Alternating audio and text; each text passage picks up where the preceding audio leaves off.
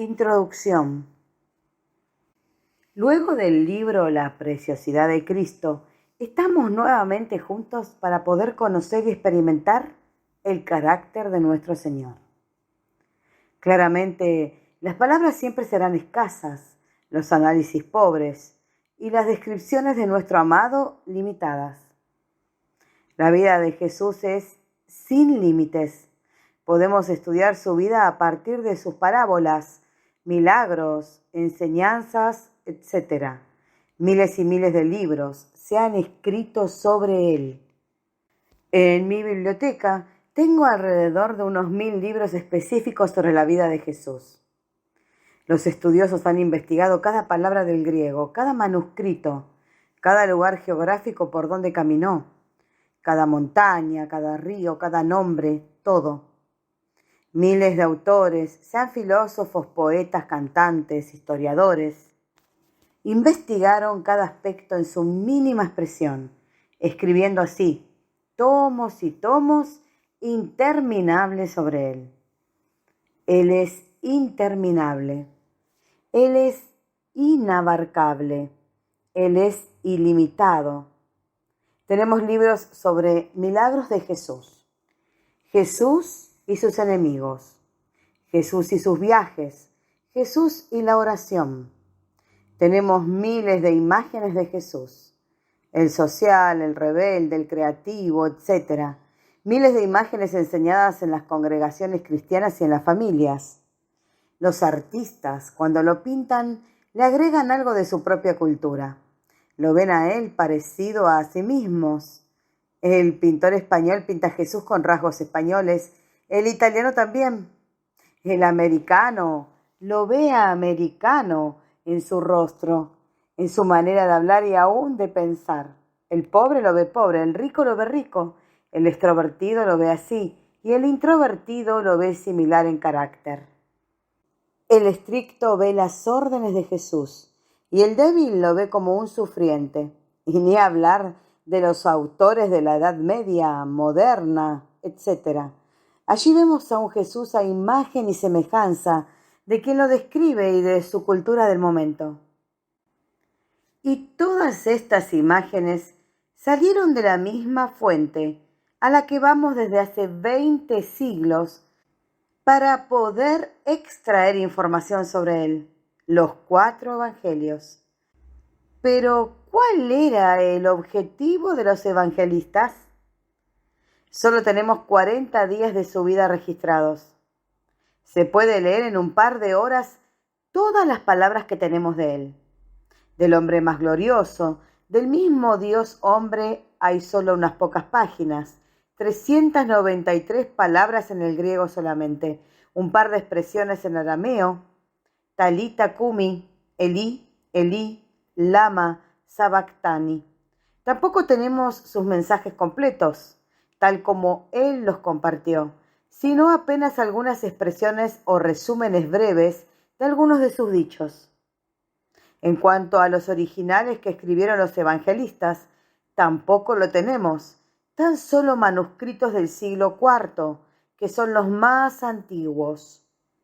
Los evangelios no dicen cuál era la estatura de Jesús, ni cómo era su rostro, el color de sus ojos, su aspecto físico, ni cómo trabajó de carpintero.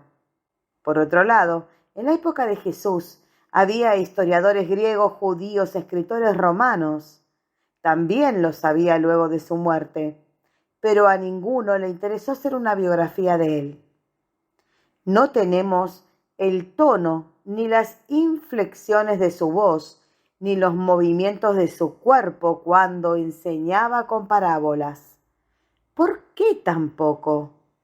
Porque el objetivo de ellos no era darnos una biografía de su vida, ni un tratado de teología doctrinal de Jesús, ni estudiar la geografía bíblica, ni las costumbres, ni el estilo de su túnica o de sus sandalias. Los evangelistas no nos dejaron un estudio sistemático de su persona. Su objetivo fue que podamos experimentarlo, dirigirnos a él, presentarnos su carácter, su vida, lo que él es, Ese era su objetivo, que podamos verlo a Él, contemplar su hermosura, la preciosidad de su personalidad. Y cada vez que lo hacemos, Él crece. Su imagen aumenta delante de nosotros y Él se vuelve más hermoso. Y esta tarea no terminará nunca, durará por toda la eternidad. Los discípulos dijeron: vimos su gloria. No hay nada más hermoso que esta expresión. Nada, ni nadie, ni ninguna frase puede superar: vimos su gloria. Eso es tocar la cima de todo. Él no es un hombre más, sino el hombre, el modelo de cómo vivir la vida divina. Nació en un país, en medio de una religión y rodeado de una cultura, pero no pertenece a ningún país, a ninguna religión y no posee una cultura determinada. Fue completo, nadie le agregó nada, ni nadie le pudo sacar nada de lo que es eternamente. La restricción de gloria que tenía, Él mismo se la impuso para poder ser revestido de humanidad y morir por nosotros. Su persona resuelve todo. El mundo está caído, la gente falla, las mentiras están a la orden del día, los objetos no satisfacen. Todos estos problemas no se resuelven hasta que tocamos su persona. Cuando lo vemos y lo experimentamos, todo lo anterior queda resuelto para siempre. Su vida es ahora la nuestra, pues lo vivimos a Él. Cuando Cristo quiere hacer algo en el medio ambiente, en una familia, en una persona, expresa su carácter a través de nosotros. Cuando Jesús preguntó qué decía la gente de Él, le contestaron que unos pensaban que era Jeremías, otros Elías, otros el Bautista. Todos personajes célebres pero ya fallecidos del pueblo de Israel. Nadie lo pudo comparar con hombre alguno que estuviese vivo. A medida que lo conocemos, su persona deja de ser un conjunto de teorías, un puñado de enseñanzas o varios versículos que recitamos de memoria. Al verlo y experimentarlo, la derrota se va. Asimismo, el aburrimiento, el vacío, todo desaparece. La luz hermosa de su carácter brilla ahora en nosotros. Solamente mirarlo alcanza para que Él nos atraiga hacia sí. Todos comenzamos sin mirarlo a Él, hasta que nuestros ojos se abren y desde ese momento su hermosura brilla como la luz del sol. Quienes dejaron de mirarlo perdieron la luz. La oscuridad otra vez volvió en sus vidas. Todo se trata de mirarlo a Él, nada más. Los apóstoles murieron por Él, excepto Judas, que murió sin Él. Maravilloso fue el impacto de ellos de mirarlo cara a cara, de experimentarlo de manera personal. Y nosotros hoy haremos lo mismo. Alguien puede ser considerado grande por ser músico, poeta, pintor, porque descubrió algo, por su trabajo, por ser solidario, por un libro, por fundar una institución. Pero Jesús no. Jesús no fue un gran hombre. Él es la grandeza. Él no vestía los ropajes de este mundo. No es grande porque ayudó a alguien, no es grande porque descubrió un medicamento, no es grande por sus enseñanzas o por... No. Él es hermoso. Él es incomparable. Él es único. Él es maravilloso. Y Él mismo es el regalo. Él se dio a sí mismo. Ya no buscamos cosas, bendiciones, facetas, respuestas, milagros. Nada de eso. Solo lo buscamos a Él. Lo amamos a Él y lo vivimos a Él. Nadie puede agregarle nada. Nadie le puede quitar nada. Él es todo. Fuera de Él no hay nada. Debemos desterrar la idea de que hay dos Cristos. Uno, el de los milagros y maravillas, que expresa su divinidad, el Cristo sobrenatural. Y otro Cristo que es bueno, amoroso, compasivo, que expresa su humanidad. No, Él es uno.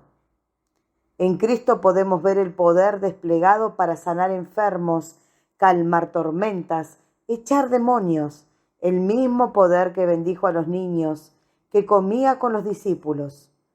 Tanto sus obras de poder como sus obras normales eran producidas por Él mismo, por la misma persona. Cada vez que leamos u oremos sus aspectos, recordemos que no son características aisladas o regalos, sino que se trata de Él. Él es paciencia. Él es asombroso. Él no es un ideal a alcanzar o un modelo a imitar, sino nuestra vida. He aquí en este texto algunos trazos, solo un bosquejo de Él, escritos con debilidad y limitación, porque no hay papel que alcance, ni palabras dichas a lo largo de los siglos que puedan encerrar su grandeza. Él es incomparable. Por eso, cuando leas y ores este texto, recuerda tocarlo a Él, experimentarlo a Él, estar en intimidad con Él. Entonces, lo que leas se te revelará por el Espíritu Santo. ¿Le adoramos ahora por su grandeza? Digámosle ahora lo que sale de nuestro corazón. Es parecido a nosotros, pero totalmente distinto. El error al ver la vida bendita de nuestro Señor es analizar su carácter como meras cualidades humanas mejoradas. Es decir, Jesús fue empático, comunicativo, amable, firme, por lo que nos imaginamos que su personalidad es como la humana, pero mejorada. Por ejemplo, si decimos que Jesús es gozo, imaginamos su alegría como nuestra alegría, pero en una mayor expresión.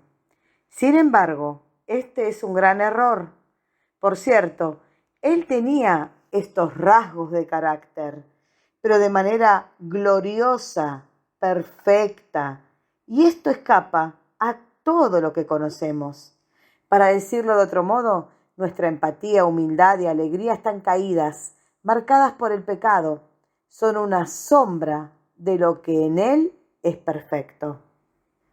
Al comenzar a ver su bendita persona, haremos un cuadro comparativo entre cada rasgo de lo humano y lo diferenciaremos de lo que Él es, porque es Él quien se expresará. Él no vino a darnos un poco de alegría, algo de humildad, sino que vino a expresarse en gloria a través de nuestra vida. Debemos tener en claro los aspectos específicos de su divina persona, de su personalidad, no una idea abstracta de Él, sino rasgos concretos que Dios quiere que toquemos. Esos aspectos son palabras de vida. Cuando tocamos el misterio de Él, también estamos tocando aspectos concretos de su vida.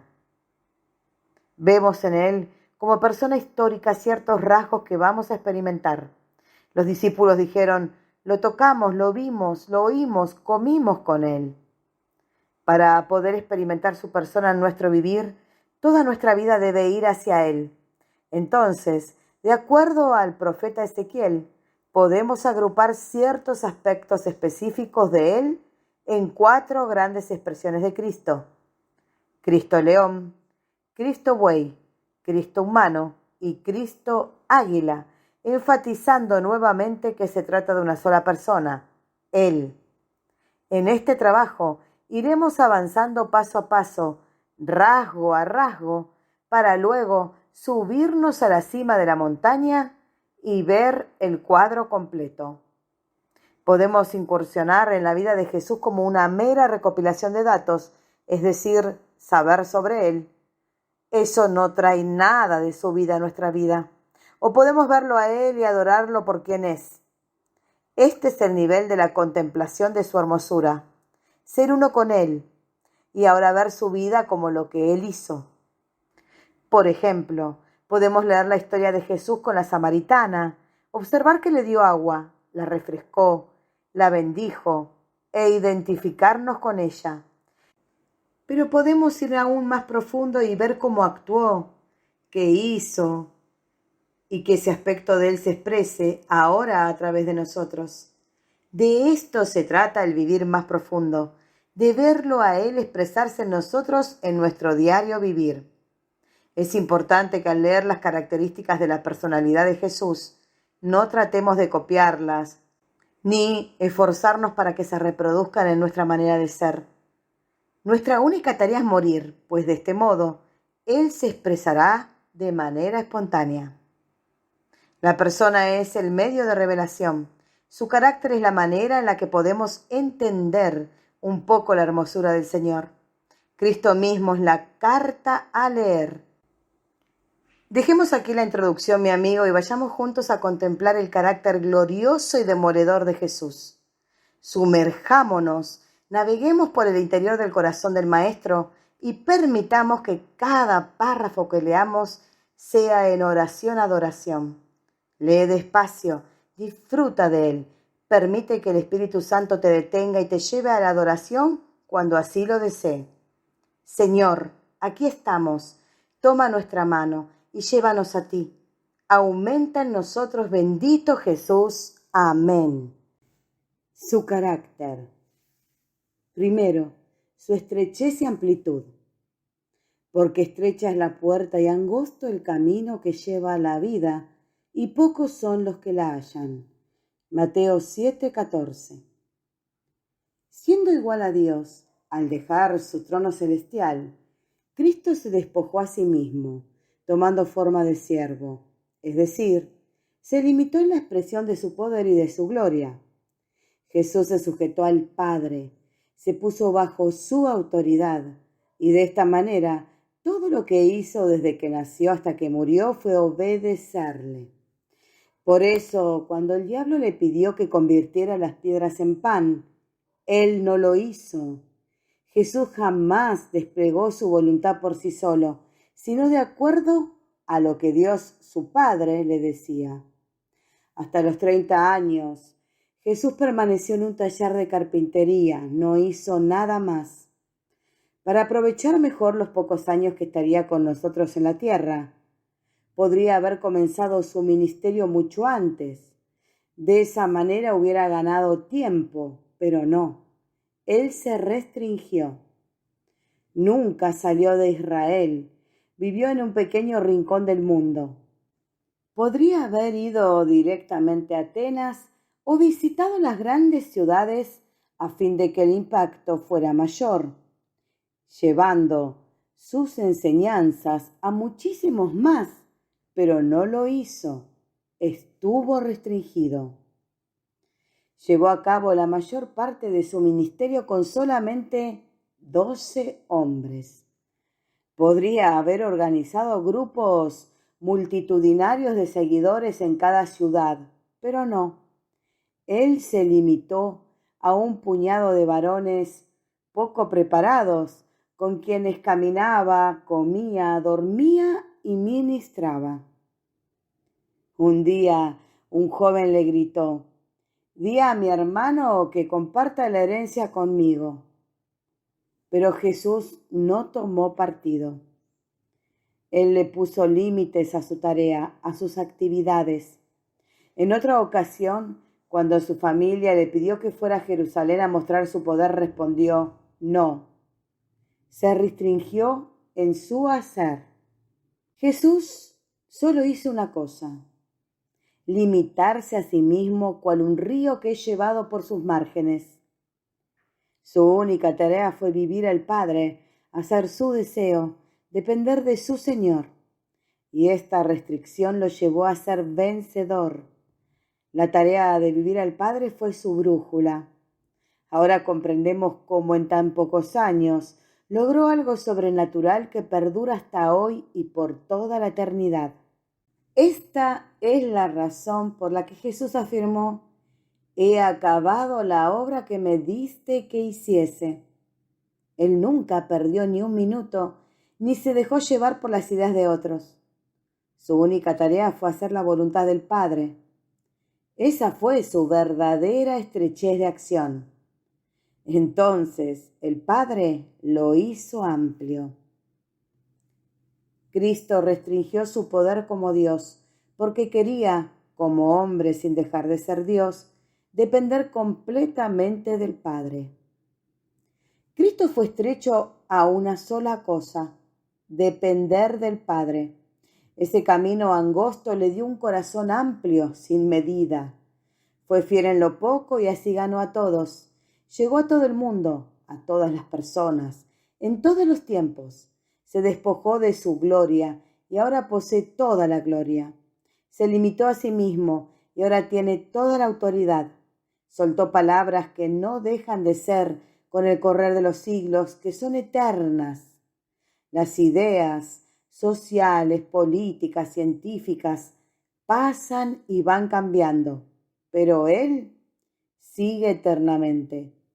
Han transcurrido siglos y las culturas, las ideas, los pensamientos, todo va cambiando y es reemplazado, pero su palabra aún sigue brillando, no cambia. Sus enseñanzas llegan al niño, al adulto, al anciano, al pobre, al rico, al sano y al enfermo, a todos. No importa el continente en el que vivamos, ni en el país ni la ciudad, ya sea en América, Asia o Europa, en una ciudad con millones de habitantes o un pequeño pueblo perdido, su palabra sigue igual.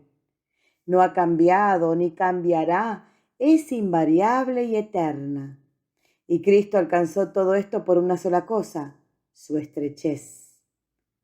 Su corazón tenía una amplitud inconmensurable. Él pudo ir a Samaria, donde estaban los despreciados, llegar a los publicanos con quienes nadie quería comer, estar al lado del leproso que nadie quería tocar. Su vida no tenía límites ni fronteras. Sus palabras y sus acciones derribaron los límites de las personas y demolieron a los enemigos que querían humillarlo, terminando ellos por ser los humillados.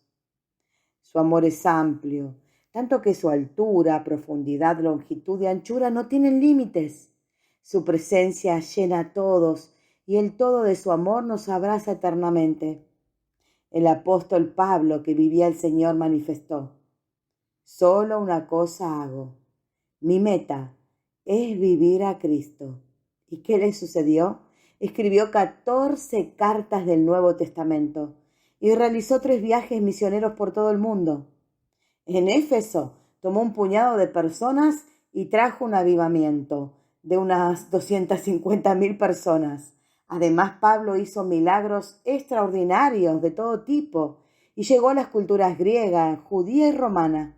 Esa amplitud no viene de hacer mucho o de tener numerosos objetivos, sino de enfocarse en un propósito: vivir a Cristo. 2. Su alegría. Gozaos y alegraos, porque vuestro galardón es grande en los cielos, porque así persiguieron a los profetas que fueron antes de vosotros. Mateo 5:12. Gozaos y alegraos sobremanera, exhortó el Señor. Muchos creyentes tienen la imagen de un Cristo triste, enojado, serio. Así lo han representado algunos pintores de acuerdo a las emociones de sus almas. El hecho es que en el alma se encuentran distintos niveles de alegría. Algunos de estos se originan en lo corporal, como lo es el placer de comer, de acariciarse, de asearse, del encuentro con el otro. Otro tipo de alegría que también experimenta el ser humano se origina desde el área emocional. La alegría emocional es la que más solemos buscar y la que sentimos cuando salimos con amigos, cuando compartimos una comida, un paseo, un viaje.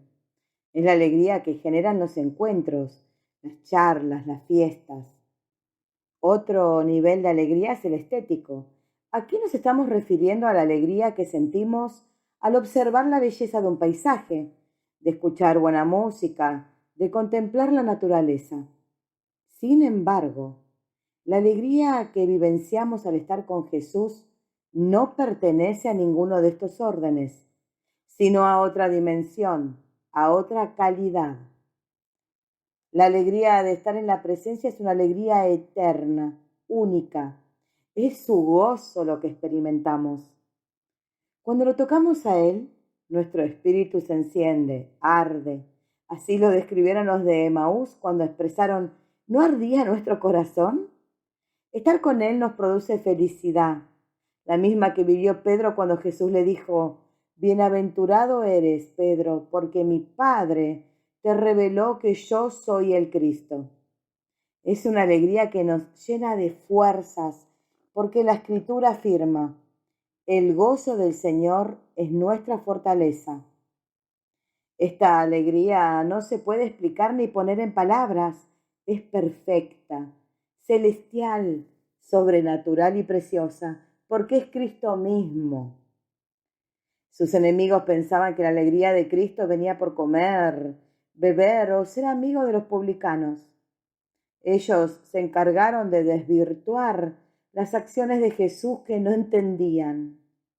Le dijeron glotón y bebedor, expresiones definitivamente exageradas. Lo llamaron amigo de publicanos y pecadores, porque pasaba tiempo enseñando a quienes nadie quería. Lo que no sabían era que él no era como ellos, no tenía sus sentidos naturales, sino que su gozo nacía de ser uno con el Padre. Si Jesús hubiese sido tosco, amargado, triste, jamás le hubiesen hecho estas acusaciones. Él mismo dijo, mis discípulos no ayunan porque el novio está con ellos. Cuando experimentamos su alegría, Él se manifiesta en nosotros. Los niños se le acercaban y solo a una persona divertida los pequeños se le aproximan. Días enteros él pasaba hablando con la gente y las personas fascinadas recibían sus enseñanzas. Su alegría era tanta que cuando lloró frente a la tumba de Lázaro o en Jerusalén, la multitud se asombró de verlo triste, pues no era frecuente verlo así. Esta es la razón por la que los eventos en los que se lo vio llorando fueron registrados. La alegría de Cristo es una alegría que arde. Así lo expresó el propio Jesús en Lucas 12:49. Fuego vine a echar sobre la tierra. Un fuego que lo llevó a olvidarse de que sus padres se habían marchado del templo hacía 3 días. Un fuego que le permitió sentarse con los rabinos de la época haciéndoles preguntas que los descolocaban. Un fuego que lo hacía orar toda la noche. Un fuego que lo llevaba aún a olvidarse de comer por llevar a cabo la tarea de impartir el amor del Padre. Un fuego que lo mantenía despierto durante toda la noche para estar más tiempo con el Padre. Un fuego que llevó a su familia a pensar que estaba fuera de sí. Él nunca fue pálido, débil, desanimado, frío, tibio, estresado, irritable. El Bautista sabía que Cristo bautizaría con fuego, el mismo fuego que se derramaría en Pentecostés bajo la forma de lenguas de poder y el que vio Juan en Apocalipsis. Hoy, amigo, ese fuego de alegría vive en nosotros. Otra variante de esta alegría es el ánimo. Él les dijo varias veces a sus discípulos, ánimo, soy yo. Hay un optimismo necio que niega la realidad y otro que la acepta e imagina que algo bueno sucederá. Pero su ánimo era distinto, pues se trataba de una expresión de su divinidad. Cristo nunca se desesperó, a pesar de todo el dolor que atravesó por las injusticias que lo rodearon. Hasta el último día de su vida siempre tuvo luz. Fue traicionado, herido, dejado, pero aún así mantuvo la alegría del Padre. Él nunca fue derribado por el desánimo, ni confundido por la negatividad del ambiente, ni nublado por las dificultades externas. Nunca fue desconcertado por las malas interpretaciones que hacían de sus palabras, ni por el odio de sus enemigos. El Padre estaba en él, y eso le alcanzaba. Tampoco fue desviado de su objetivo a causa del amor de sus amigos, quienes incluso le pidieron que no entregara su vida, ni por el beso de amistad que lo llevó a la cruz, ni por el canto de los niños que lo adoraron con todas sus fuerzas, ni siquiera por los aplausos de la multitud que quería coronarlo rey. Nada ni nadie lo desanimó. Nada ni nadie lo animó. Su ánimo venía de una sola fuente, ser uno con el Padre. Ni el odio de sus enemigos, ni el amor de sus más grandes amigos lo desviaron del Padre. Ni el accionar de los políticos más corruptos, ni el desconsuelo de su madre lo desviaron de su misión. Él fue inalterable en su amor por el Padre. Su ánimo es una fuerza que empuja, es como un viento que expresa, y que nos eleva por sobre las circunstancias. ¿Le adoramos? Tercero, sudar. En todo os he enseñado que trabajando así se debe ayudar a los necesitados y recordar las palabras del Señor Jesús que dijo: más bienaventurado es dar que recibir. Hechos 20:35. El dar humano no es lo mismo que el dar de Cristo. Nosotros damos porque nos dieron antes. Alguien nos invitó a comer y ahora nosotros devolvemos el gesto y lo invitamos. También solemos dar para que luego nos den, o aún peor, no damos, como la persona tacaña que ahorra elementos como símbolos del amor que no posee en su interior, y al mismo tiempo envidia a quienes son generosos. O tal vez sí somos generosos y brindamos tiempo, ayuda, etc. Sin embargo, dar de Cristo es otra cosa. ¿Cuál es la diferencia? Que Cristo se dio. Él dio de su persona. Cristo es el perfume que rompió la adoradora. Es el Isaac que Abraham puso en el altar. Es el pan que le dio la viuda al profeta. Él es la preciosa semilla. Todos damos semillas, tiempo, ayuda, amor, pero solo Él, su persona, es la preciosa semilla. Cristo se dio totalmente y aún hoy sigue haciéndolo por toda la eternidad. Dio a quienes no podíamos devolverle nada. Sus enseñanzas sobre el dinero eran en contra de la miserabilidad, de la avaricia de aquellos que no pueden dar. Una mujer derramó un frasco de perfume y los avaros reaccionaron. En otra oportunidad le contó a la multitud la parábola de los obreros contratados en la viña, quienes habían tenido una gran paga, pero los avaros se quejaron de la generosidad del empleador. El avaro busca acumular, obtener cosas, aunque se trate de objetos que no use. Su deseo es retener para luego prestarlas cobrando interés, como si este fuera un tributo al rey. El avaro se siente poderoso acaparando pertenencias. Con objetos intenta tapar o llenar su vacío de amor. De allí que utiliza su dinero o sus bienes para hacer sufrir al otro, percibiendo intereses por prestarlos o no dando nada de lo que posee. Lo cierto es que cuando no podemos dar un objeto, lo poseemos y nos posee. En cambio, cuando podemos dar ese algo que queremos, tenemos el objeto, pero Él no nos tiene a nosotros. Cristo fue generoso con su tiempo, con las revelaciones del cielo, con su amor. Dio incluso su vida. Él entregó más de lo que cualquier persona podía recibir y aún entender. Multiplicó el pan y sobraron 12 cestas. Y así como esa viuda que solo tenía 2 monedas y se las dio, o la mujer que rompió el frasco y derramó el perfume sobre su cuerpo, Él nos da también todas sus riquezas y rompe su frasco de aceite sobre nosotros. Cristo vino para servir y aún hoy nos sigue sirviendo del mismo sin límites, porque Él es generoso. Como dijimos, el Hijo es la preciosa semilla, y cada semilla produce según su especie. Cuando lo damos a Él, estamos dando lo mejor que alguien pueda recibir y al mismo tiempo Él nos da más de sí. Por eso, nunca maldigas tu semilla. No hables mal cuando das en su nombre. Cuando Él sea tu mejor riqueza, las riquezas saldrán de Él. La riqueza de Cristo es la única riqueza eterna. Si Dios nos dio a su Hijo, nos dará junto con Él todas las cosas. 4. Su temor. Vosotros pues oraréis así: Padre nuestro que estás en los cielos, santificado sea tu nombre. Mateo 6:9. El temor humano se origina cuando sentimos que nos exponemos a un peligro, ya sea interno o externo. Frente a un riesgo o amenaza, nos paralizamos o huimos. El temor de Cristo, sin embargo, es totalmente distinto. El miedo humano nos hace ocultarnos. El temor de Cristo nos hace confesar. El miedo humano nos lleva a huir de la presencia de Dios. El temor de Cristo nos hace ir a Dios. En el temor humano nos sentimos pequeños. En el temor de Cristo lo vemos a Él inconmensurable.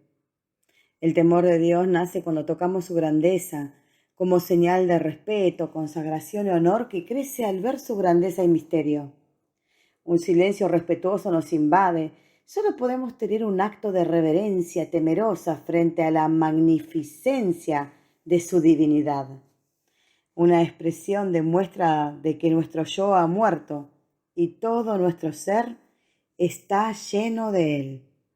El libro de Hebreos afirma que Jesús oraba con temor reverente y que debido a su actitud, sus oraciones fueron oídas. Jesús tocaba la grandeza inescrutable del Padre. Cada día caminaba ante la inmensidad de su Padre Celestial. El temor de Cristo es la expresión de que la familiaridad, el menosprecio, la indiferencia, la ligereza, la superficialidad y la frialdad han muerto por completo. Junto a lo mecánico, al rito, a la forma vacía de responder a la tarea, a la oración del alma, a la adoración actuada, a la distracción, a las excusas. Nuestro espíritu vuelve a las alturas celestiales y se suma al santo, santo, santo, eterno, de millares que lo adoran con reverencia. Su sabiduría ahora fluye porque el temor a Jehová es el principio de la sabiduría. El temor de Dios es la humildad y la reverencia frente al majestuoso Rey. Nuestro Señor fue reverente durante 33 años. A toda hora fue consciente de la presencia de su Padre en su vida. No era un saco que se sacaba y se volvía a poner en una reunión. Cuando analizamos su vida, en su hacer, en su hablar, en su actuar, siempre está presente la reverencia. Vemos en Cristo a un hombre reverencial y consciente de que su Padre estaba allí. Cuando le enseñó a la muchedumbre a orar, dijo: «Santificado sea tu nombre». Y ese debe ser el punto de partida de todas nuestras oraciones. Es el temor a Él lo que libera todo lo demás. Una reverencia que no nace del miedo, sino de haber tocado el misterio de Él, su grandeza eterna, su inmensidad sin límites. Eso es la gloria, verlo a Él cada momento. Jesús dio gracias por los 5 panes, oró agradeciendo antes de resucitar a Lázaro, cantó en la Pascua, le dio su espíritu al Padre.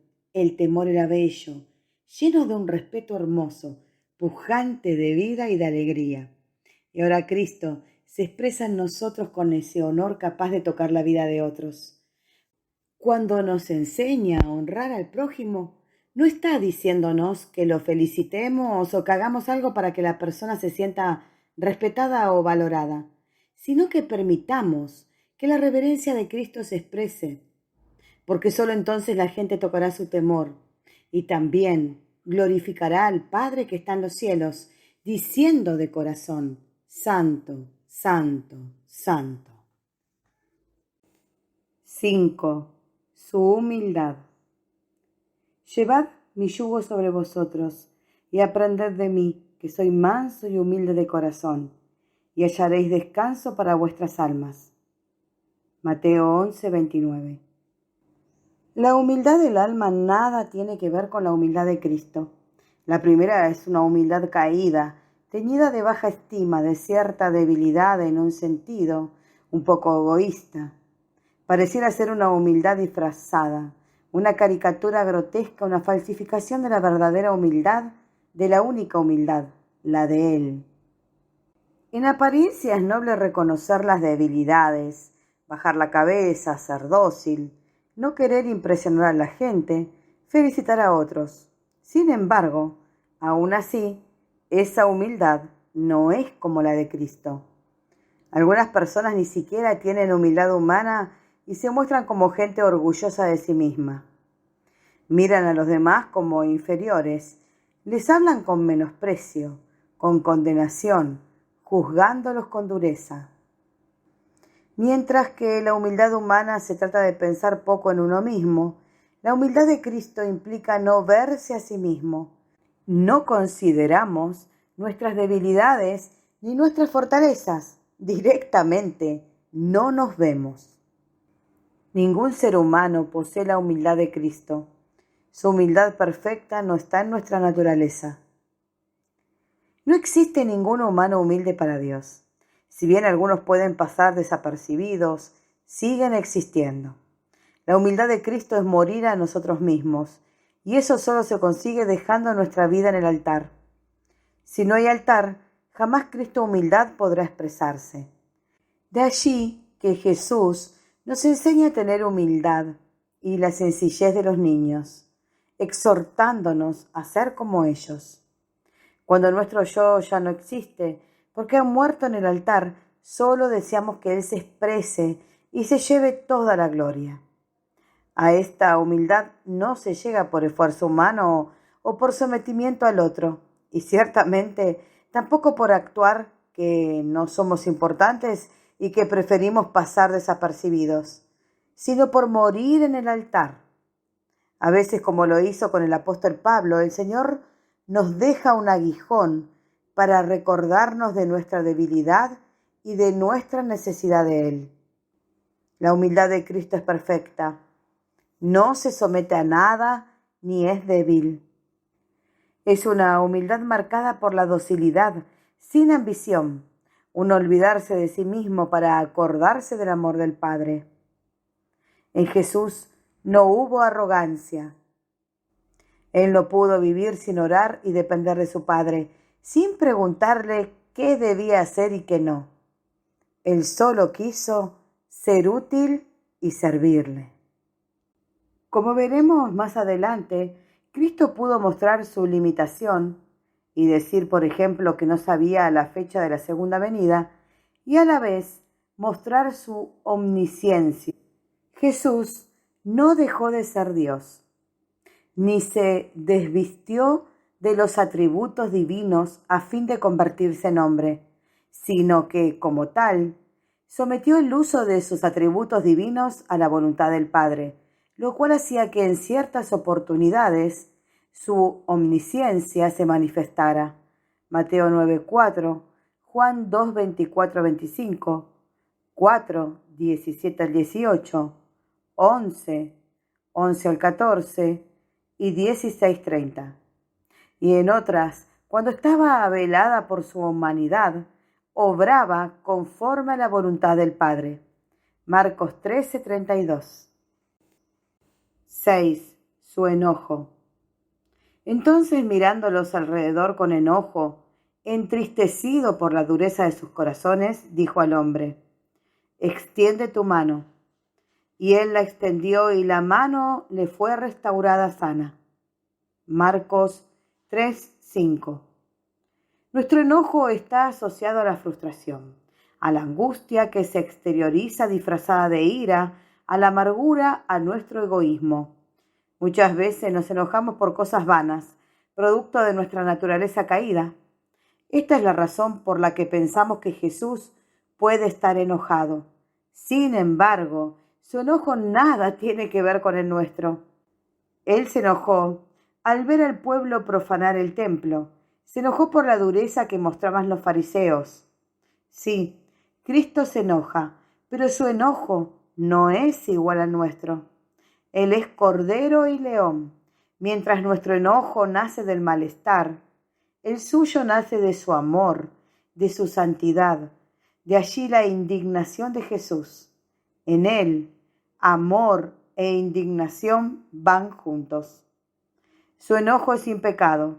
Cristo se enoja cuando observa un obstáculo que impide el aumento de Cristo, pero eso nunca lo lleva al maltrato, ni a estallar, ni a implotar, sino a destruir ese problema para que Él pueda crecer. Jesús no se enojó porque no lo saludaron o porque alguien le dijo no. Tampoco cuando lo clavaron en la cruz o cuando lo criticaron. Pero sí se enojó con los que ponían carga sobre los débiles y expresó: «Y cualquiera que haga tropezar a alguno de estos pequeños que creen en mí, mejor le fuera que se le colgase al cuello una piedra de molino de asno y que se le hundiese en lo profundo del mar». En una oportunidad, Cristo se enojó en el templo de Jerusalén. Hizo salir al ganado y tiró las mesas de los cambistas y de los vendedores de palomas, haciendo caer las monedas por el suelo. En la puerta del templo, los mercaderes comercializaban las ofrendas que la gente iba a ofrendar, pero lo hacían a un valor desmesurado, excesivo. Por esta razón, los pobres no podían ofrendar ni adorar a Dios con sus ofrendas. Al ver esta situación, Jesús se airó y les dijo: «Mi casa es casa de oración para todas las naciones. Ustedes son un obstáculo, pues la han hecho cueva de ladrones». Aquel día, cuando Jesús se enojó, vinieron los ciegos, los cojos y los niños, y aconteció una maravillosa reunión de milagros. Cristo también se enojó con los religiosos, cuyas reglas indicaban que ciertas personas no entrarían al reino. Lavarse las manos como un acto ritual o consagrar el dinero, ley Corbán, con el objetivo de no brindar ayuda económica, son solamente algunos ejemplos de reglas inventadas que enojaron al Señor.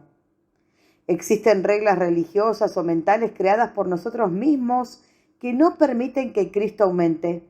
Ellas producen en el Señor un enojo santo y la voluntad firme de derribarlas.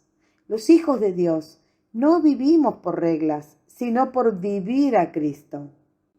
El Señor también se enojó cuando no les permitieron a los niños que lo tocaran y cuando la gente no quiso que el hombre con la mano seca fuera sanado. Su enojo o santa indignación se expresa al ver algo o a alguien que actúa como un freno para que Él no crezca en nuestra vida y sea nuestra alegría. Esta es su santa indignación, su ira expresada sin pecado. Todo Cristo es recto, firme, fino, hermoso, solemne. El Señor derriba cualquier obstáculo para que lo amemos y lo celebremos solo a Él. La ley Corbán significaba que el dinero que la persona tenía estaba consagrado para Dios. Con este dinero no podía ayudar ni a los necesitados ni a sus propios padres. Sin embargo, muchos lo utilizaban para sus gustos personales.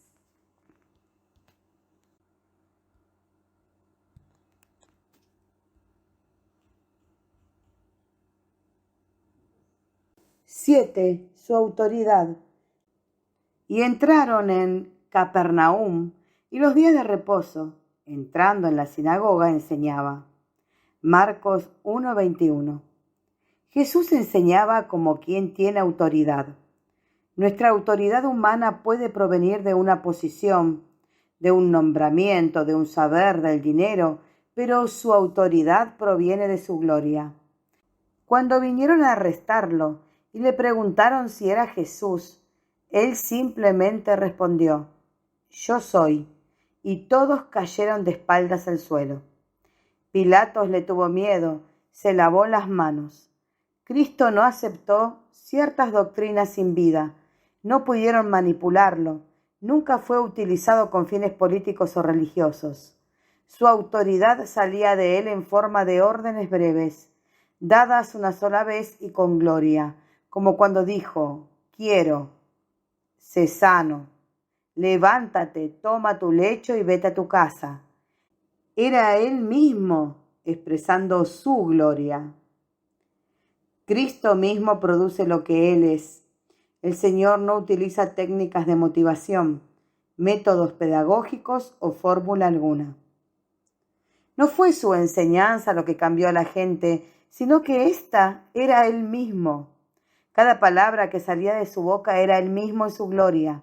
Cristo mismo era la lección, la parábola, la sanidad, el poder que se liberaba cuando lo tocaban. Él no vivía lo que enseñaba, sino que Él mismo era la enseñanza. Todo aquel que lo escuchaba era transformado, porque al recibir sus palabras, lo recibía a Él. Jesús podía enseñar en cualquier lugar, ya sea en una plaza o en un templo, y llegar tanto a un niño como a un adulto, a una persona sana o a un enfermo, porque se daba a sí mismo, y aún hoy sigue haciéndolo. Jesús no tenía un método diferente para enseñar, para preguntar, para transmitir las verdades. Lo que él poseía era intimidad y a raíz de ella, el Padre lo guiaba en lo que debía decir, preguntar y enseñar. Nuestra oración entonces tiene que ser: Señor, hazlo tú, manifiéstate tú, pues su autoridad produce un impacto en los oyentes. Observemos que en su Evangelio Marcos cita: y todos estaban asombrados. Marcos 1:27. A Juan el Bautista lo seguían las multitudes. Él estaba lleno de poder, pero cuando vio al Señor, experimentó la fuerza y el impacto de su persona. Los dos pescadores, al escuchar su voz cuando dijo: síganme, inmediatamente dejaron las redes y lo siguieron. Lo mismo le sucedió a Mateo, quien oyó: sígueme, y la fuerza de su palabra lo arrastró a él. La multitud lo escuchaba y quedaba asombrada por su autoridad. Las palabras de Jesús salían de su boca como un río, con fuerza, con seguridad, impactando a todos los que la oían. Y es ese mismo Cristo quien se expresa en nuestra vida cotidiana, en nuestro trabajo, en una cena en familia, mientras realizamos nuestras actividades diarias, porque Él siempre impacta. Como dijimos anteriormente, Jesús no tenía un sitio específico donde enseñar. Lo hacía en todo lugar, en el templo, en la plaza, en la calle, en el pozo, en el monte, en una casa, y siempre le fue bien porque hacía lo que el Padre ponía en su corazón. Él era libre frente a las presiones de su familia, de sus enemigos y aún de sus amigos, porque al vivir haciendo la voluntad del Padre, los lazos del alma humana no podían dominarlo. Respecto a nuestro Señor, James Smith, pastor y escritor estadounidense, nos comparte estas bellas palabras. El Señor Jesús es el tema de mis meditaciones. No pasa un día sin que mis pensamientos estén ocupados con Él. Olvidar a quien pueda, nunca lo olvido. Nada alimenta, nada refresca, nada deleita mi alma como vigorosas meditaciones en Jesús. Me detengo a veces en las glorias de su persona, las riquezas de su gracia, el mérito de su sangre, la gloria trascendente de su justicia, la ternura de su simpatía, la constancia de su amor, la inmensidad de sus recursos, la grandeza de su poder, la gloria de sus oficios, la prevalencia de su intercesión y la grandeza de su segunda venida, hasta que quedo enamorado de su belleza y extasiado con su amor. 8. Su fe. Con Cristo estoy juntamente crucificado, y ya no vivo yo, mas vive Cristo en mí. Y lo que ahora vivo en la carne, lo vivo en la fe del Hijo de Dios, el cual me amó y se entregó a sí mismo por mí. Gálatas 2:20. No es tu fe o mi fe, sino su fe. Nuestra fe no sirve, porque es producto de nuestra alma. Su fe, en cambio, es producto de lo que Él es. En el reino no hay nada de nosotros, porque todo lo nuestro está caído. Allí es todo lo de Él. Entonces, la fe humana no es la fe de Cristo. ¿Y cómo es la fe humana? Veamos. La fe humana es una fe intelectual. Decimos, por ejemplo, creo en Jesús. Creo que fue un gran maestro y el Hijo de Dios. Creo que la Biblia es la palabra de Dios. Es decir, es una fe pensada, explicada, lógica, razonable. Es una fe que producimos nosotros. Borges contó que una vez le preguntaron si era creyente y él respondió: traté de creer, pero no pude. Otras personas afirman: me esfuerzo por creer, o no creen por un mal testimonio. Es una fe emocional. Un día sientes que tienes fe y un par de días después ya te quedaste sin fe. Confundimos fe con entusiasmo. Es un mito creer que la fe es un poder que podemos usar. Por ejemplo, hay quienes creen que, como tienen fe, Dios tiene que darles el milagro. Por ejemplo, afirman: yo tengo fe, así que Dios va a restaurar a mi pareja. Dicho de otro modo, como la persona tiene fe, Dios, a modo de Papá Noel, debe darle lo que pide. Ahora bien, ¿Te pasó alguna vez que oraste y tuviste fe de que Dios sanaría a alguien, pero la persona murió? ¿O que perdiste una pareja y la que vino fue la peor persona que conociste en tu vida? En esas circunstancias te preguntas, si tuve fe, ¿por qué no funcionó? Lo que ocurre es que la fe no es un poder, no es que si tenemos a Dios, entonces Él está obligado a obrar. El Señor no es nuestro sirviente. En Gálatas 2:20, el apóstol Pablo explica que no es nuestra fe, sino su fe, la fe del Hijo. La fe no es ni intelectual ni antiintelectual, no es ni emocional ni antiemocional. La fe es la fe del Hijo, como si fuera un objeto que nos entrega. Cristo nos da su fe para que la usemos. No es nuestra, pero la usamos nosotros. La gente que nos ve piensa que se trata de nuestra fe, es decir, cree que es por tu fe o por mi fe que el milagro ocurre, pero no, es por su fe. Muchas veces Jesús dijo, por tu fe estás sano, pero no era por la fe de la persona, sino por la fe que Él le había dado para que use. Y como la persona la usó, Él obró. ¿Cómo se produce la fe de Él? De una sola manera, con intimidad. La raíz es tener intimidad con Cristo porque de esa intimidad salen los frutos, el amor de Él, la paz de Él, la fe de Él. Entonces, no se trata de que trates de producir fe. Lo que tienes que hacer es tener tus raíces en intimidad con el Señor. Si así lo haces, la fe saldrá espontáneamente. Recuerda que la fe no es la raíz, sino el fruto. Y la única raíz que produce el fruto del Espíritu es la intimidad. Cuando tienes intimidad, el carácter de Cristo sale solo, naturalmente, y la fe es una de las facetas de su carácter. De esta manera, cuanta más intimidad tengas, más fe del Hijo saldrá de ti. Entonces, si tienes intimidad, Él te da la palabra. A la palabra que el Señor te da, la llamamos carga, porque porta gloria, fe y poder. Cuando sueltes esa palabra que el Señor te dio, Dios obra. En el siguiente pasaje, el apóstol Pablo resuelve uno de los misterios más grandes de la historia y lo hace en 2 renglones inspirados por el Espíritu Santo. Romanos 10:17. Así que la fe es por el oír y el oír por la palabra de Dios. La fe es o viene por oír la palabra de Dios. Aquí Pablo nos está dando una llave. Tenemos que oír la palabra, porque la carga que Dios nos da porta fe. Imagina que la palabra es el marco del anteojo y la fe el cristal. De nada sirve el marco si no tiene cristales.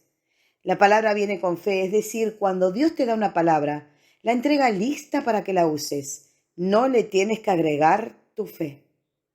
La palabra de Dios siempre produce fe del Hijo y esta hace visible lo invisible. Nunca habías viajado, pero ahora empezaste a viajar. Nunca habías tenido una propiedad, pero ahora tienes tu casa. La fe del Hijo, además, hace invisible lo visible. Había un tumor, pero ahora ha desaparecido. Tenías una deuda, pero ahora la deuda ya no está. La palabra hace visible lo invisible y otras veces, a lo que estaba visible, lo hace desaparecer para siempre. Ese es el poder de la fe del Hijo. La fe es una certeza, una convicción, una seguridad. Es la certeza de Cristo, la seguridad de Cristo. La fe es Cristo mismo. Cuando miramos la vida del Señor, vemos diferentes expresiones de su fe. Firmeza. Al Señor nada lo desvió, nadie lo dominó. Resistió todo lo que se le puso adelante. Y cuando lo que se le oponía duraba mucho, también venció la prueba del tiempo. Él no se sometió a la religiosidad del fariseo ni a las doctrinas distorsionadas del sábado. Se opuso a las voces que lo querían hacer rey y a las otras voces que gritaron «Crucifícale». Su fuerza fue sin límites. Sus enemigos no pudieron manipularlo ni vencerlo, pero tampoco sus amigos. Por ejemplo, cuando Pedro le pidió que no fuera a la cruz o cuando le dijeron que fuera a Jerusalén, él respondió con firmeza «No». Confianza. A los 12 años, cuando comenzó su vida pública, Jesús dijo, «En los negocios de mi Padre debo estar». Y cuando murió en la cruz declaró, «En tus manos encomiendo mi espíritu». Él empezó y terminó confiando en su Padre. Cristo oraba de tal manera que los discípulos le pidieron que les enseñara a hacerlo. Ellos oraban desde niños, pero vieron en él algo distinto, una confianza profunda. Valentía. En el alma humana hay dosis, niveles o expresiones de valor. Existe la valentía del que es fuerte físicamente, por ejemplo, que conoce su cuerpo y las habilidades de su fuerza natural, de manera que sabe que su físico le responderá. Está también el valiente entrenado, como es el caso del policía, el militar o el bombero. Frente a una batalla, la persona despliega su fuerza. La adrenalina de la guerra se la activa frente a la crisis. Esta valentía es ocasional.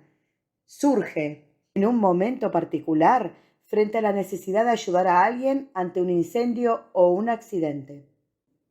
Jesús no fue así. Su valor era de otra calidad. Él tenía valentía en los días difíciles y en los fáciles, para las cosas grandes y para las pequeñas, para la gente complicada y para la sencilla. Cristo tuvo valor tanto para echar a los cambistas del templo, como para hablar con una mujer samaritana al mediodía, o para decirle a Pedro, apártate de mí, Satanás. El suyo fue un valor lleno de belleza y hermosura, de calma y de verdad. Tuvo la valentía de hablarle a una multitud de 5.000 y ver cómo se iban yendo todos cuando dijo que él era el verdadero pan. Su valentía no miraba las circunstancias ni necesitaba probar nada a la gente o a sí mismo. Cristo tuvo el valor de confiar en su Padre y la firmeza de ir a Jerusalén a morir por nosotros, la valentía de dejar el cielo y hacerse hombre. Jesús puso debajo de sus pies todas las cosas valiosas y hermosas a las cuales podría haberse aferrado. Eso es valor. Él nunca fue cobarde, no necesitó demostrar nada. Su valor provino de ser uno con su Padre. Nunca, ninguna circunstancia lo derribó, ninguna persona pudo aplastarlo. 9. Su hacer nuevo. Y el que estaba sentado en el trono dijo, he aquí, yo hago nuevas todas las cosas. Y me dijo, escribe, porque estas palabras son fieles y verdaderas. Apocalipsis 21:5. Quienes lo veían y oían, veían en Jesús algo nuevo, diferente. Nadie había hablado como él. Ese hombre tenía autoridad, era distinto. Jesús no fue un repetidor de viejas enseñanzas de rabinos, tampoco un compilador y repetidor de frases o ideas tomadas de algún filósofo. No fue un investigador de otras culturas que aplicaban su contexto, no plagió, ni fue un ecléctico de pensamientos. Pero lo que la gente veía era que él era de otra clase. Él tomó la palabra y le dio una nueva aplicación, un nuevo énfasis, un nuevo sabor. Las personas dijeron, jamás hombre alguno ha hablado como habla este. Juan 7:46. Jesús mencionó citas de los 16 libros del Antiguo Testamento. Y a pesar de que muchos ya conocían los pasajes, igual notaron que había algo poderoso que salía de él. Esto hizo que la gente fuera impactada, que reaccionara frente a él, que se quedara maravillada, asombrada y que pensara, ¿de dónde le vienen estas cosas? Marcos 6:2. Las personas se daban cuenta de que había otra fuente. ¿Cómo entiende de letras sin haber estudiado? Juan 7:15. ¿Qué es esto? ¿Quién es este? Mateo 13:56. Les enseñaba como quien tiene autoridad. Marcos 1:21. En griego, autoridad es exousia, que significa desde el propio ser. Jesús mismo respondió a esas inquietudes cuando dijo, todas las cosas que oí de mi Padre, os las he dado a conocer. Juan 15:15. Es la intimidad la que produce ese impacto. Por eso cuando vayamos a hablar, dejemos que sea Él quien salga por nuestra boca. Jesús nunca tuvo que rever o cambiar lo que dijo. Nunca se arrepintió de ninguna palabra que su boca soltó. Nunca confesó un pecado. Nunca habló por demás. Nunca necesitó que lo aconsejaran en nada. Su hablar fue y será perfectamente hermoso. Jesús caminaba y las multitudes lo seguían. Se fue a un monte y cuando se dio cuenta, cientos de personas lo estaban rodeando. Llegó a la orilla y era tanta la gente que había que tuvo que pedir prestado un bote para predicar desde el agua. Iban a verlo y a oírlo personas de todos los lugares y pueblos. Así era la fuerza de su atracción. Su hacer se expresó en la facilidad para hacer todas las cosas. Para cualquiera de nosotros hay cosas que nos resultan fáciles y cosas que nos resultan difíciles, dependiendo de la importancia y complejidad del asunto. A Cristo, en cambio, todo le resultó sencillo. Él trabaja en todo momento sin cansancio y hace las cosas más grandes con facilidad. Todo siempre es sencillo para Él. Cristo hace lo grande y complejo tan fácilmente como lo pequeño y simple a nivel humano. No hay nada demasiado difícil para Dios. Todas las obras son fáciles para Dios. Si destruye y derriba, lo hace con facilidad. En la Escritura encontramos algunas imágenes de cómo Dios aplasta como polillas a los enemigos. Job 4:19. De cómo un soplo consume a un león. Job 4, del 9 al 10. O de cómo destruye con una palabra. Jeremías 18:7. El Señor también destruye con la mirada. Éxodo 14:24. Destruye con un silbido. Isaías 7:18. Y vuelve su mano contra los adversarios. Salmos 81, del 13 al 14. Ese es nuestro Dios. Él hace grandes obras con facilidad. Él dice, vive, y el muerto se levanta. Ordena calma, y el mar enmudece. 10. Su sinceridad. No hablaré ya mucho con vosotros, porque viene el príncipe de este mundo, y él nada tiene en mí. Juan 14, versículo 30. Cristo habló, pensó y vivió en completa perfección. No hizo nada para quedar bien ni para quedar mal. Así fue durante los 33 años de su vida. El Señor nunca dijo una cosa cuando quería decir otra. Nunca hubo en él engaño, mentira, falsedad, deshonestidad. Nunca simuló.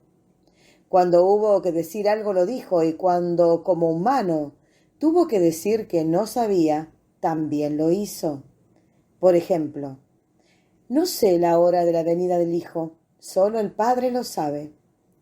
O solo el Padre decidirá quién se sentará a mi derecha y quién a mi izquierda. Todo lo que Cristo dijo es verdad, verdad eterna. Las personas mentimos para obtener placer o evitar un dolor.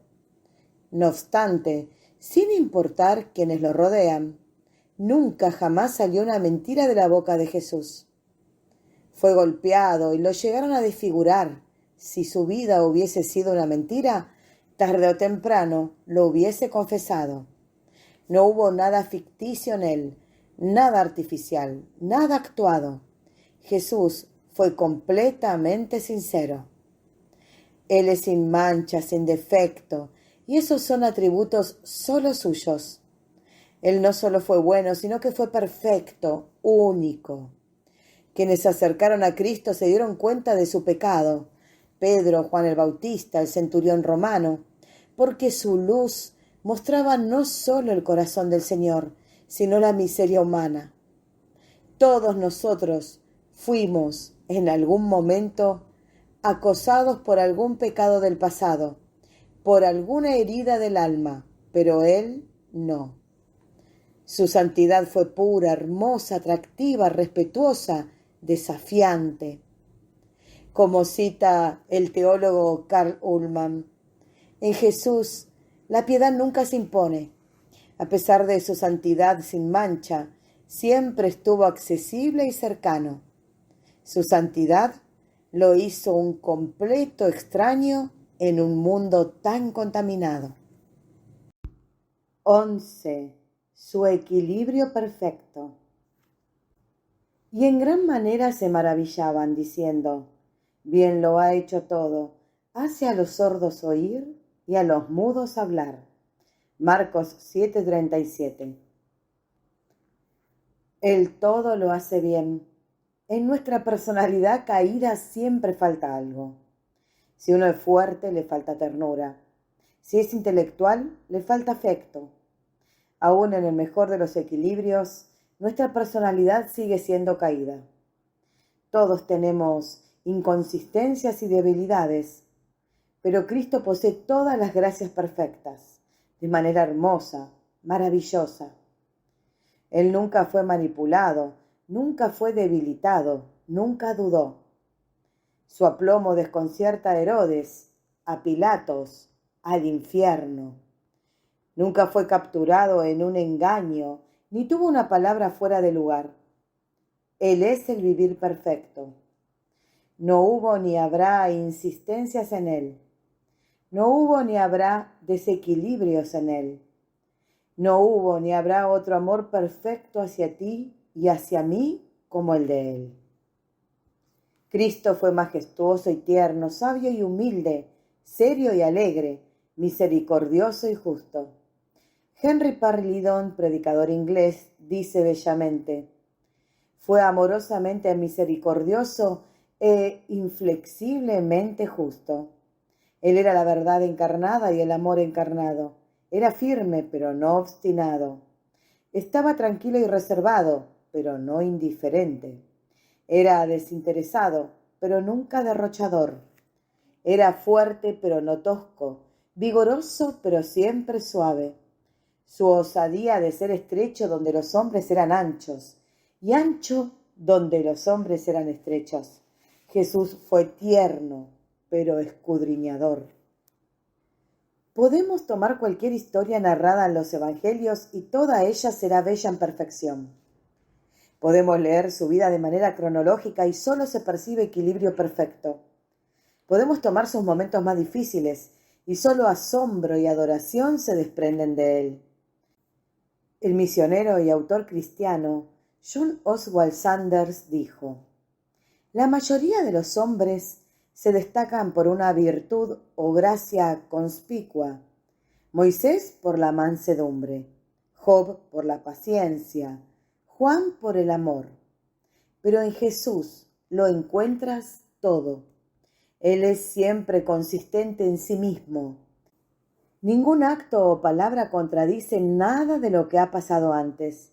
El carácter de Cristo es uno y el mismo en todas partes.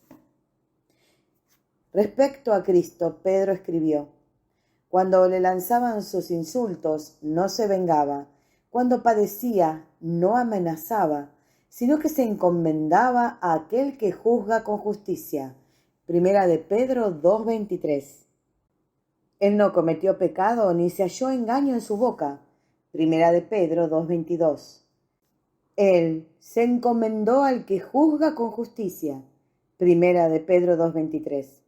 Por su parte, Pablo declaró: vivan una vida de amor, así como Cristo nos amó y se entregó por nosotros. Efesios 5:2. Quien soportó tal contradicción de los pecadores contra sí mismo. Hebreos 12:3. Anduvo haciendo el bien. Hechos 10:38. Se humilló a sí mismo. Filipenses 2:8. Se hizo obediente hasta la muerte. Filipenses 2:8. Sí, Cristo fue y será perfecto por la eternidad. Y así lo afirma el autor inglés George Everard cuando analiza a los hombres bíblicos y sus virtudes, y observa que Cristo las poseía todas. Cualquier virtud o gracia que se haya presenciado en otro estaba plena y preeminentemente en él. La fe de Abraham, el temor piadoso de Isaac, la paciencia de Job, la santidad de Isaías, la oración devota de David, la integridad de Daniel, la sinceridad de Natanael, el fervor de Pedro, el celo de Pablo, la ternura de Juan. Todo esto, en sus colores más brillantes, brilló en aquel que estaba lleno de gracia y verdad. Todo él es un encanto, tal es mi amado, tal es mi amigo. Cantar de los Cantares 5:16. El equilibrio perfecto de Cristo fue también entre su cuerpo y su espíritu. Nosotros tenemos un lenguaje corporal que expresa nuestras emociones. Lo que sentimos se expresa en los gestos, en las manos, en el rostro. Nuestro cuerpo habla y expresa nuestra alma. Sin embargo, el cuerpo de Jesús expresa su espíritu, la voz de Dios. Todo su ser ministraba con poder. Su cuerpo se alineaba a la carga que el Padre le decía que soltara. Observemos los siguientes versículos. Sentado en medio, les hacía preguntas. Lucas 2:46. Se levantó para leer. Lucas 4:16. Se inclinó hacia ella. Lucas 4:39. Le tocó. Lucas 5:13. Se apartaba. Lucas 5:16. Miró a todos alrededor. Lucas 6:10. Se puso en camino con ellos. Lucas 7:6. Entró en la casa del fariseo. Lucas 7:36. La tomó de la mano. Lucas 8:54. Tomó un niño y lo puso a su lado. Lucas 9:47. Y volviéndose les reprendió. Lucas 9:55. Les impuso las manos. Lucas 13:13. Notó cómo iban eligiendo los lugares de honor. Lucas 14:7. Llamó a los niños. Lucas 18:16. Se detuvo y mandó que se lo trajeran. Lucas 18:40. Levantó la vista. Lucas 19:5. Vio la ciudad y lloró por ella. Lucas 19:41. Fijó en ellos su mirada. Lucas 20:17. Tomó pan. Lucas 22:19. Se arrodilló y oró. Lucas 22:41. No respondió nada. Lucas 23:9. Volviéndose a ellas, les dijo. Lucas 23:28. Se acercó y comenzó a caminar con ellos. Lucas 24:15. Tomó el pan, lo bendijo, lo partió y se los dio. Lucas 24:30. Lo tomó y se lo comió delante de ellos. Lucas 24:43. Suspiró desde lo más íntimo. Marcos 8:12. Se inclinó y comenzó a escribir en el suelo. Juan 8:6. Se escondió en el templo. Juan 8:59. Todo el cuerpo de Cristo expresaba el poder de la palabra, la cual traía victoria a su alrededor. De esta misma manera, Él hoy se unirá a nuestro cuerpo para expresar su gloria en cada acción corporal.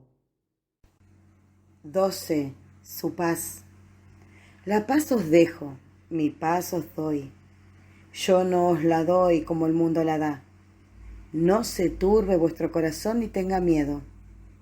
Juan 14:27. Un día antes de morir, Jesús hizo una solemne declaración.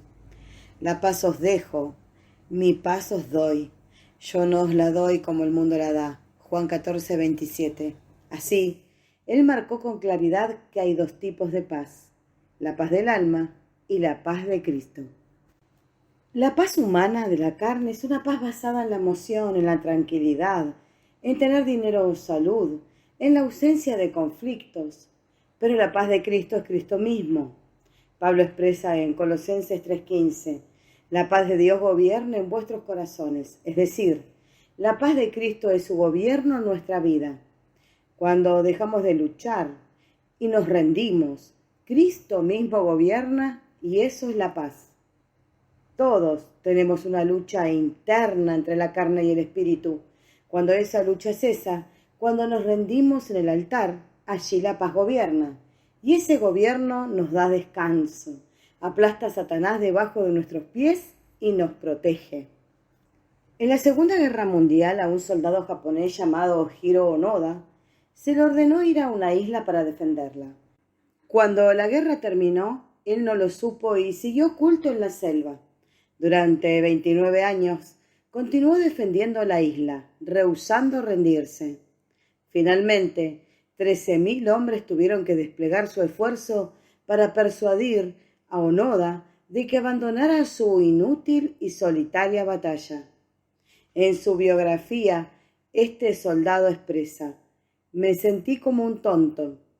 ¿Qué había estado haciendo todos esos años? Por primera vez entendí la verdad.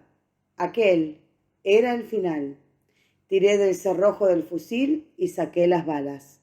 Me quité de encima la mochila que siempre había llevado conmigo y puse el arma sobre ella. Nuestra guerra terminó hace más de 2000 años en la cruz. Disfrutemos de la victoria. Dejemos que el vencedor nos gobierne. Su paz no es solo para los malos momentos. Para cuando decimos estoy mal, necesito un poco de paz. La paz de Cristo es para todos los momentos. Déjate gobernar por Él. Jesús nunca perdió la paz. Su Padre era quien gobernaba su vida. Él siempre mantuvo la calma, pasara lo que pasara. Nunca fue quebrantado, ni su paciencia jamás perturbada. Nunca perdió el control en medio del dolor, ni su habilidad para responder con amor y sabiduría. Cristo nunca fue confundido, aun cuando era interrumpido y resistido. Nunca se sintió perturbado ni desilusionado. Nunca deseó el mal a nadie, nunca necesitó ser corregido o tener una opinión de otro. Nunca ocultó sobre su nacimiento. Abiertamente dijo que él existía aún antes que Abraham, mostrando así su origen eterno. Nunca hizo nada apresurado, ni tampoco necesitó vencer a sus opositores en sus constantes descalificaciones. No hizo nada que le llevase a perder tiempo. Nunca perdió el control. Él fue perfecto, tanto en las pequeñas como en las grandes pruebas. En toda la historia de su vida, no podemos detectar el menor indicio de que resbalara o vacilara. La paz del Padre lo gobernaba. Del mismo modo, hoy a nosotros nos gobierna la paz del Hijo. Jesús vivió rendido a su Padre. Él negó todo crédito por sus obras. Juan 5, 19, 30, Juan 7, 28. Su mensaje, Juan 7, 17, 18, Juan 12, 49, Juan 14, 10. Su tarea, Juan 7, 28, Juan 8, 42. No hizo su propia voluntad, Juan 6, 38. Agradó a Dios caminando con él, Juan 8, 29. No buscó su propia gloria, Juan 8, 50. Y su rendición trajo el gobierno de la paz a su vida y a la nuestra. Su paz se expresó en esperanza. La esperanza humana es distinta a Cristo esperanza. Nosotros esperamos en el futuro. Lo que esperamos es una cosa deseada y siempre se trata de un algo, es decir, un auto, un viaje, una casa. La esperanza de Cristo, en cambio, no es en el futuro, sino ahora. Esperamos ahora algo de Él. La expectativa de Él es en este momento. Por lo tanto, es una esperanza en el presente. Solo cuando dejamos de tener esperanza en otras personas y en nosotros mismos, en nuestra capacidad, en nuestra fuerza, en nuestra inteligencia, cuando entregamos en el altar toda esperanza humana, Cristo esperanza se manifestará. Su paz se expresó en paciencia. La paciencia humana dice: no aguanto más, ya se me acabó la paciencia. Aquí estoy, esperando. Así son los matices de la paciencia humana. Sin embargo, en Cristo su paciencia perfecta es una resistencia sin amarguras ni quejas, una tranquilidad y un no rendirse frente a la oposición y a los obstáculos. Hasta que comenzó su ministerio, Cristo esperó 30 años sin ansiedad. Luego, para ir a la cruz, aguardó otros 3 años sin angustia. Él esperó sin rendirse frente a la oposición política y religiosa. Tuvo paciencia con los lentos y también con los impulsivos, con quienes lo amaron y con quienes lo odiaron. Fue firme como una montaña. Fue paciente, sin amargarse en ningún momento, jamás. Rodeado de impacientes, el Señor tuvo la calma de su perfección. 13. Su grandeza. Y los hombres se maravillaron diciendo: ¿qué hombre es este que aún los vientos y el mar le obedecen? Mateo 8:27. Las personas son grandes por sus hazañas, por sus obras, sus pinturas, su poesía, su música, pero Cristo es grande por quien es. Su grandeza es por su persona. De hecho, Él es la grandeza. En este aspecto, nadie se compara a Él. Cristo nunca fundó un colegio, un ejército o una institución. Nunca escribió un libro. Nunca salió de los límites de Israel. Nunca incursionó en política y millones de personas a lo largo de los siglos lo amaron y lo adoraron por quien es Él. Cristo no vino a mejorarnos, a darnos lecciones de ética, a hacernos buenas personas. Él vino a dar su vida por nosotros, para que nosotros, al morir en Él, ahora vivamos su vida y su vivir sea nuestro vivir. Un judío ortodoxo le dijo una vez a un cristiano judío: supongamos que un hijo naciera entre nosotros hoy y se dijera de él que nació de una virgen. ¿Le creerías? Sí, respondió el hombre. Lo creería si fuera un hijo como Cristo. El dueño de todo se hizo pobre por ti y por mí. El creador de los cielos y la tierra no tuvo aquí donde reposar su cabeza por ti y por mí. El autor de la vida entregó la suya por ti y por mí. El que no tuvo nunca pecado se hizo pecado por ti y por mí. Allí reside su grandeza. Con estas bellas palabras describe la grandeza de Cristo el teólogo estadounidense Benjamin Breckinridge Warfield.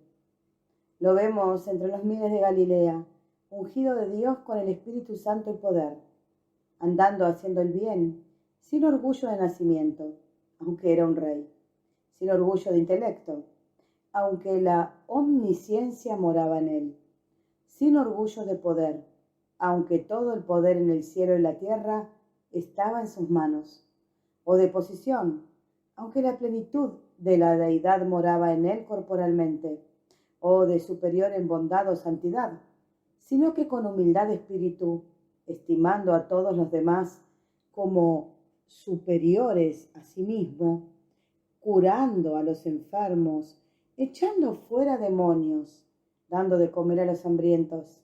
Y cuando por fin las fuerzas del mal se congregaron en torno a él, caminando igualmente sin ostentación ni desaliento por el camino del sufrimiento señalado para él, y dando su vida en el Calvario para que por su muerte el mundo pudiera vivir.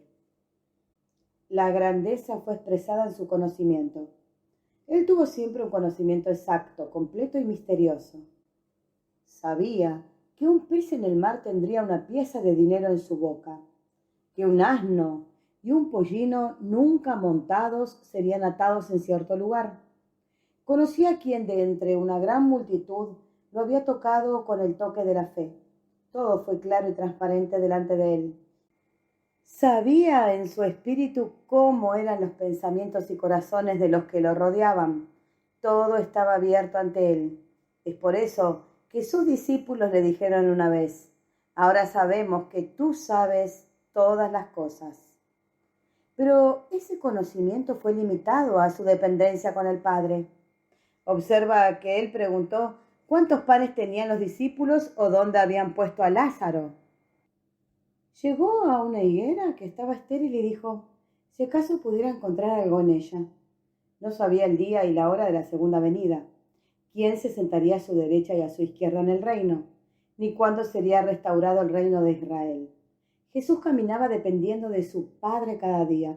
El conocimiento que tenía no provenía de su intelectualidad, de razonamientos lógicos de citar a otros autores, ni tampoco de una improvisación en su hablar, sino que era el resultado de su intimidad, la cual le permitía acceder, cuando el Padre así lo disponía, al saber eterno.